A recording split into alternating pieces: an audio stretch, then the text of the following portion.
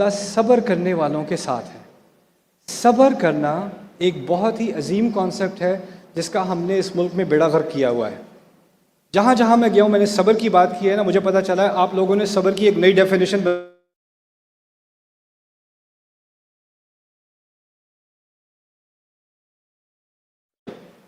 بس صبر ہی کر سکتے ہیں اب تو۔ اور پھر لوگ کہتے ہیں سر ہم کب تک صبر کرتے رہیں؟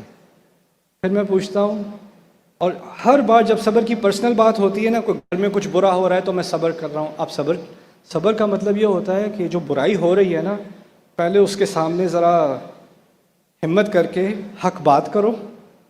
جب حق بات کرو گے نا تو آگے سے تھپڑ پڑیں گے، ایک دو گالیاں سننے کو ملیں گی، پھر صبر ہوتا ہے۔